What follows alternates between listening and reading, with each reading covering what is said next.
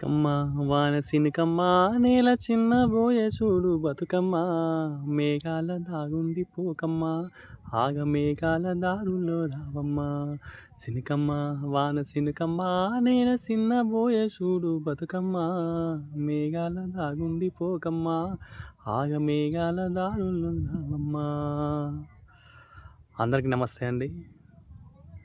రైతులందరూ వర్షం కోసం చాలామంది ఎదురు చూస్తున్నారు. కానీ ఈ సంవత్సరంలో ఎలినా ఎఫెక్ట్ వల్ల వర్ష ప్రభావం అనేది చాలా తక్కువ ఉన్నది. కాబట్టి ఇప్పటికే చాలా వరకు రైతులు వర్షం వస్తుందని ఆశతోటి నార్లు పోసుకున్నారు.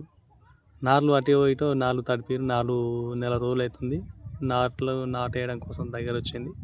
కానీ మిగతా పంట పొలాలను మళ్ళీ దున్నాలంటే వాటర్ అవసరం.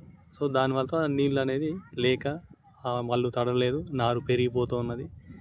ఏం చేయలేని పరిస్థితిలో ఉన్నారు రైతులు. అందుకే ఇకనైనా ఇంకా వేయని వాళ్ళు ఎవరైనా ఉంటే రైతులు చాలా వరకు జాగ్రత్తగా చూసుకొని వేయండి. ఎందుకంటే ఈసారి ఎలినా ఎఫెక్ట్ ఉందని చెప్పి ప్రభుత్వం మొత్తుకుంటుంది. వరి అనేది ఎక్కువ వేయకుండా చిరుధాన్యాల మీద ఎక్కువ ఫోకస్ పెట్టండి అని చెప్పేసి మన ప్రభుత్వాలు చెబుతున్నాయి. దాన్ని దృష్టిలో పెట్టుకొని ప్రతి ఒక్క రైతు దీన్ని గమనించగలరని నేను కోరుకుంటున్నా. ఎందుకంటే రైతు దేశాన్ని వెన్నుముక లాంటి వాడు. రైతు బాధపడితే ఈ దేశం బాగుపడదు.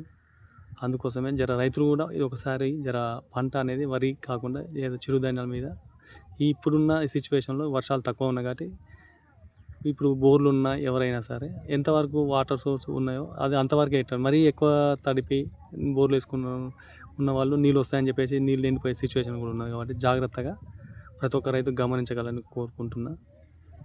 Thank you. నేను మీ నరేష్. Thank you.